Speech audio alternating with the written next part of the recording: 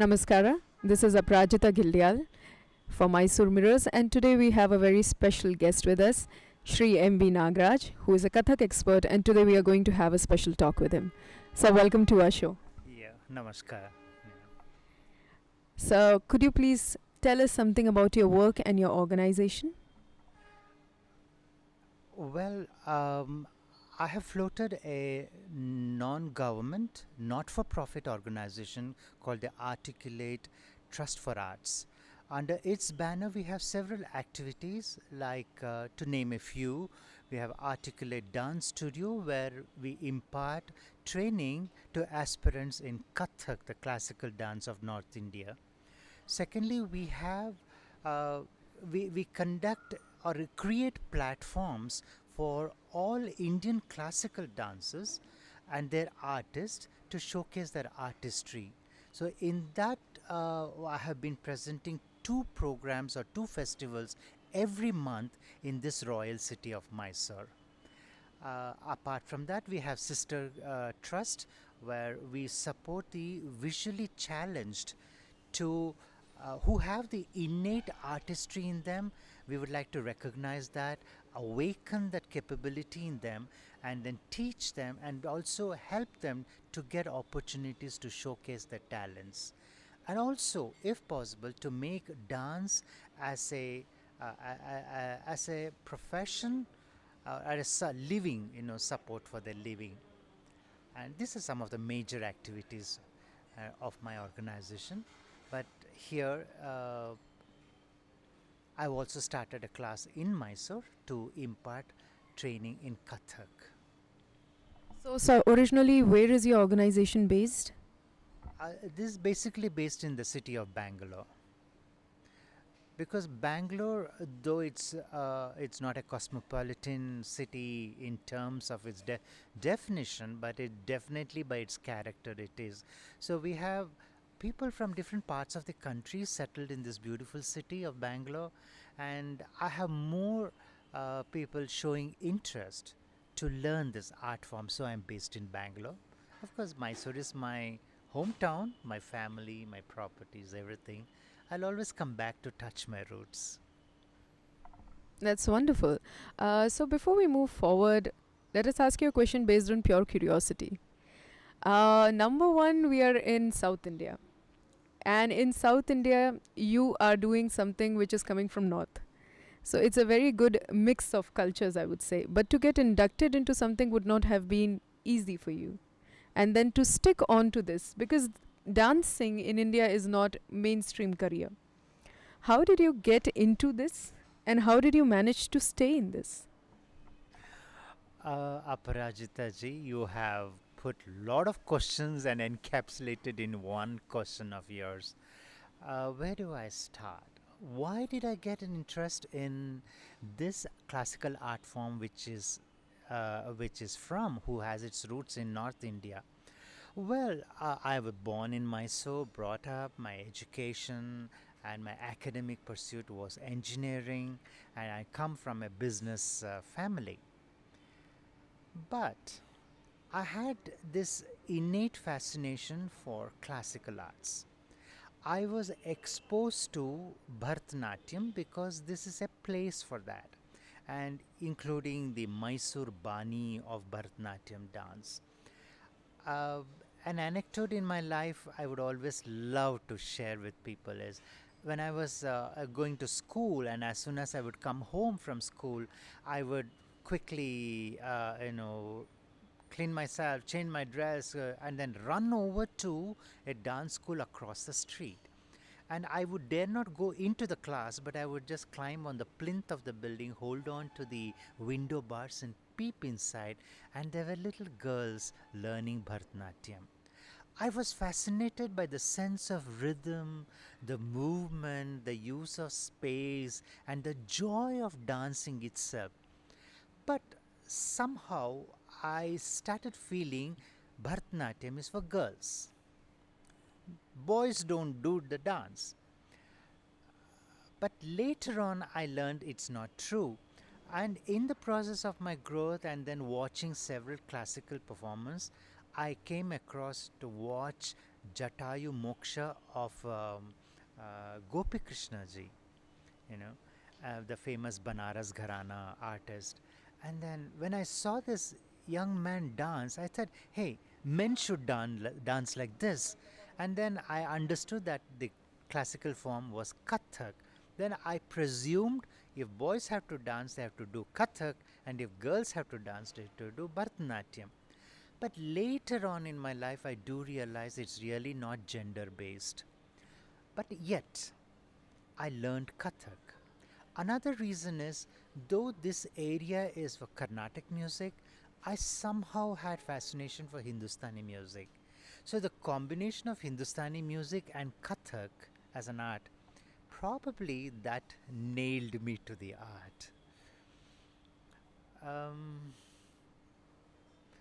well, I started learning here in the city of Mysore under Mrs. Tapoti Sinha, the very basics of Kathak, and she introduced me to the mathematics of it, the geometry of it. Once I had attained certain level of proficiency, then I went over to Bangalore. By then, Dr. Maya Rao had shifted from Delhi to Bangalore and started her own institute called Natya Institute of Kathak and Choreography. And my guru is disciple of Shambhu Maharaji. So I was fascinated by this Lucknow Gharana, and I went to her. And though I was very much advanced in my age, when I seriously went there to learn, I was already 31. And then she was very gracious enough to accept me as her disciple. Though there were a lot of sniggering remarks that, oh, you're old and then you are mod, and why are you attracted to classical arts? But I realized there always was throughout a sense of void in my soul. Yes, I was a very disciplined son to my father, and I was in the family business doing everything what my parents and the people and society expected me to be. But somewhere the void was there, the emptiness was there, and when I introspected that, I found is the dance which I always was fascinated, something which I did not touch upon it. That's why the void is there. So that prompted me to seriously take this art learning. And I said, no matter how old I am, age is a number and it doesn't matter. If you have the passion, and if you have the perseverance, you can always learn at any age. And that's what I did. And after actively performing in state, in India, and across the world, now I have settled down to share this art, whatever little art I could carry in my little palm from the ocean of knowledge what my gurus and their gurus hold. I'm sharing with my students in my dance institute. That's literally a fairy tale story. What was the response of your family on your decision of, going and learning dance at that age? And how did they respond to you? Well, it sounds like an extension of a fairy tale for you. In fact, I mentioned I used to go to the dance class and then peep through the window, all that little girls dancing. My father, who was always on business trip, and he suddenly came back home, and then he asked, "Where is my son?" And then they said he goes to the dance school and then he spends his time there. My father was so upset because for him I was the Prince of Wales, and then he wanted me to take over his business empire. He didn't want a dancing and prancing boy to be a boss. So he came, he pulled by my ears in the middle of the street and slapped me hard. And I was just about 6 year old or so.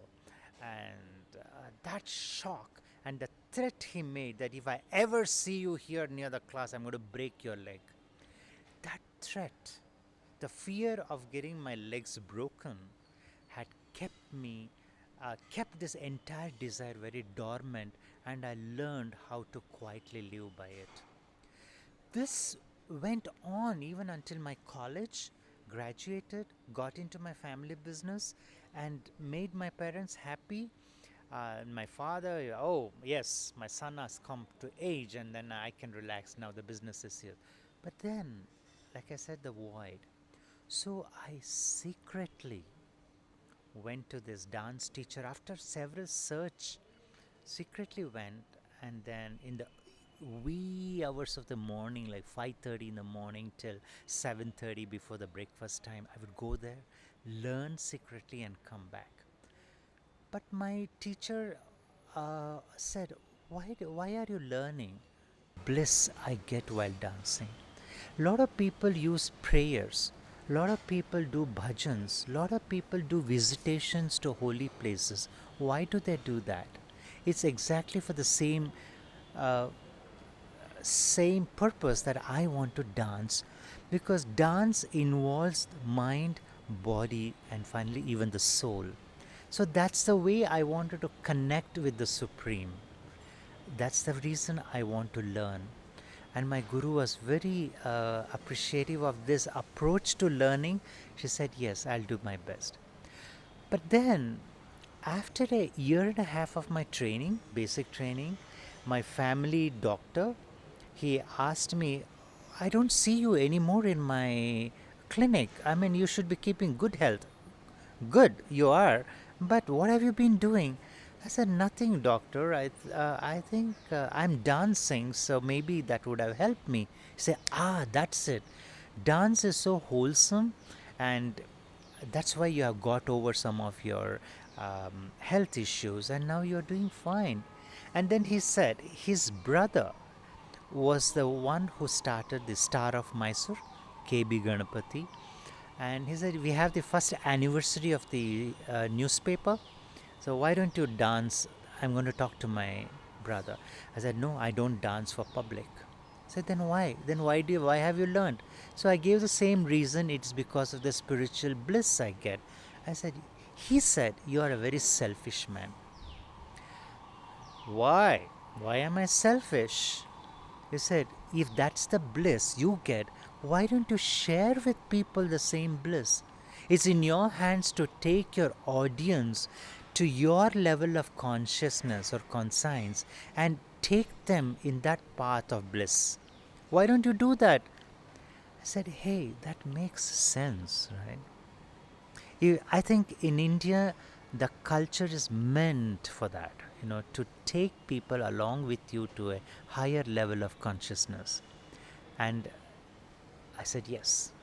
And then I danced. And then on the next day, the newspaper had a big photograph and said, a star is born. And when my family saw that, especially my father, he was very, very angry and said, but then, he called me and he wanted to, find out what exactly was happening.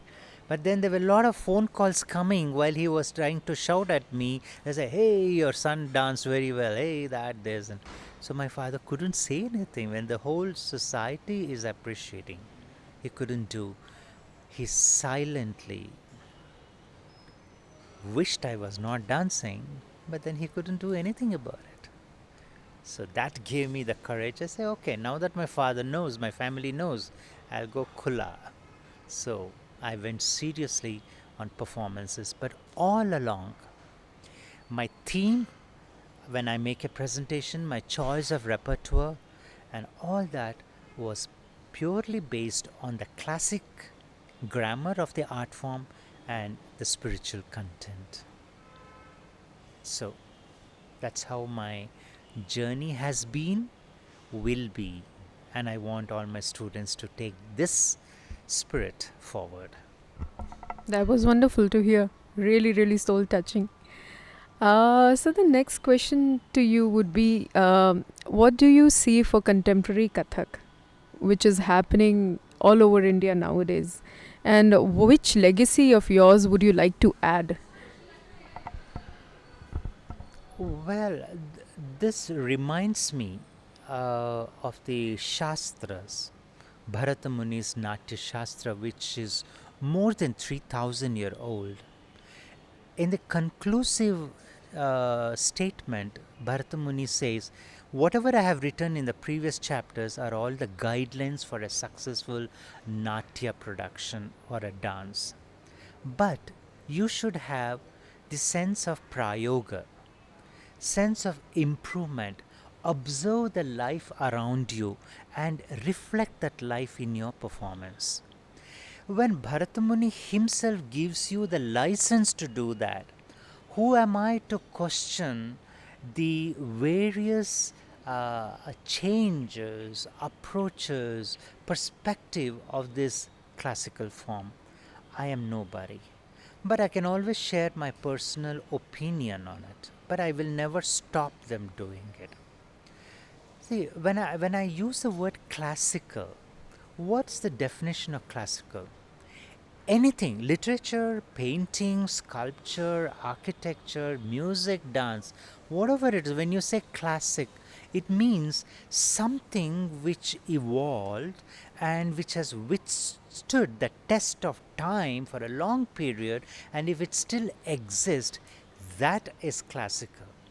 Now, who am I to change? Who am I to give a new treatment to my own, the tradition which I have followed and imbibed? So, in my approach, I try to keep the classical intact and use the freedom given to me within that grammar. For instance, if the Sahitya employed in my Kathak is purely Sanskrit, or the Khadi Boli, Mithi Boli, Brajabhasha, and all those languages which is associated. Now, if I want to communicate a content, a story which Kathak is supposed to be, I should use a local language so that I can convey it effectively. So I experimented with my own mother tongue, Kannada, and I have lot of literature which I could use, which I use. Or even in my presentation abroad, when my Hindu themes and the gestures, hand gestures, are not communicating the essence of my dance or the content of my dance to a non-Indian, I would drastically convert within the framework of the classical art and tell their story. I would be doing a French story for them, I would be doing a Norwegian story for them, a Spanish story for them, take the story from them and then display in my Kathak form, which does not require any language barrier. Now, those improvements are okay because, true to the word, Kathan kahe so Kathak kahave. So, one who tells a story is a Kathak, and that's my art. But today, what's happening? It's becoming Kathak has become a performance for mathematicians. You know, how many counts, how many turns, what is the combination of the various jatis and tals and all yatis, gatis and all that. What does a layman understand with the intricacies of the tal system? But if you want to show off your capabilities in those mathematical and geometrical patterns of the dance form, how long will an audience take it? Yes, they are fascinated by the speed at which you do, the number of chakkars you take at the moment. How long can that sustain? They will definitely remember until they are there in the seat, but you should do something when they go beyond the threshold of your auditorium. They should carry some stuff with them, some feel in them. You should have moved their emotion. That's only possible when you go back to the roots of the art form. Yes, there are plenty of artists today, and I do not believe when you say there are not many young people taking to this art form. No, there are a lot of young people, but they only need the sense of direction. That's all they need. They are capable, much more smarter, but you need to channelize them. In the process, a lot of innovation has been happening. Some of them are good, some of them are not acceptable from my perspective. Thank you so much for joining us today for this wonderful conversation, sir. It was a complete honor for us and an absolute pleasure. With this, we'll wind up this session and we'll move over to the next round.